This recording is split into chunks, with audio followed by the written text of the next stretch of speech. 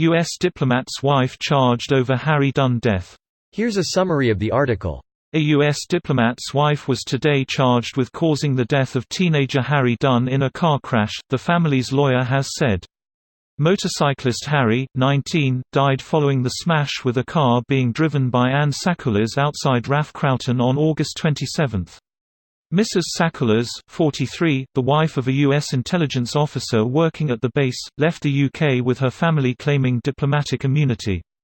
The decision to charge her with causing death by dangerous driving follows months of campaigning by Harry's parents Charlotte Charles and Tim Dunn. Today's decision will pave the way for extradition proceedings to begin against Mrs. Sakulas, who remains in the U.S. The Dunn family's advisor and spokesman Rad Seiger said, Harry Dunn died almost 4 months ago on August 27, doing what he loved most in life, riding his beloved Kawasaki motorbike. The CPS have today announced that the driver of the car that collided with Harry will be charged with causing death by dangerous driving. We will make no comment about the case. Today's development is obviously a significant one, but above all else will enable them, at long last, to begin the process of grieving for the loss of their beloved son.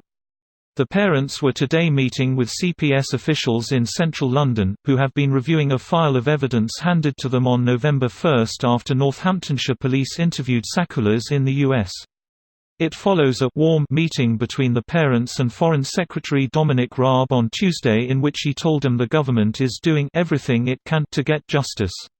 This post received a score of 38,262, with an upvote ratio of 96%. Here are the top comments in response to this article. That's the end of Ann Sakulas' international travels. Shorn of diplomatic status, she can now be picked up by any country she visits and delivered to the UK. She can also be extradited to the UK. Edit: extradition proceedings have started. From the US? Not a chance under this administration. This administration won't last forever. Certainly won't last longer than the statute of limitations in any case. We don't have a statute of limitations in the UK. Greater than the United Kingdom is almost unique in the world in that it has no statute of limitations for any criminal offence tried above magistrate level. Canada doesn't have a statutory limitation on the prosecution of indictable offences. In any event, a statute of limitations usually applies to the laying of a charge. Once a charge is laid, the statute of limitations no longer applies. This is why you sometimes see rape cases with an unknown assailant but positive DNA identifiers laid as John Doe cases, simply to preserve the statute of limitations for when the assailant is eventually identified and arrested. As a Canadian, I always found statute of limitations weird. Just because time has passed, you can't be charged for a crime. What kind of BS is that? Well, the idea is that evidences become more and more unreliable over time, which jeopardizes the right to a fair trial and the ability to present effective defense. The other is that for minor crimes, it's not beneficial to the society anymore to spend tons of resources to prosecute someone who has presumably reformed enough given the passage of time.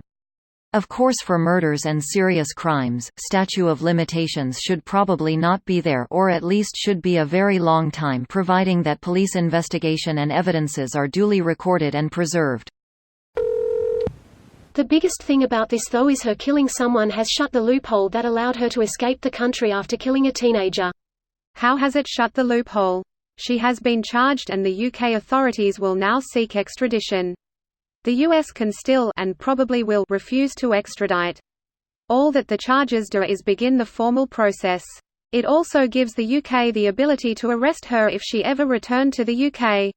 I think it also means that if she visits a country with which the UK has an extradition treaty, the UK can request that she be arrested and extradited. A country like the US. Say it louder for the people in the back. A country like the US. What? I think he likes country music. Banjo music. This video was automatically created by Reddit to speech. The article and comments in this video were selected from Reddit according to their upvotes, and any paraphrasing was performed by smmry.com, without any human intervention.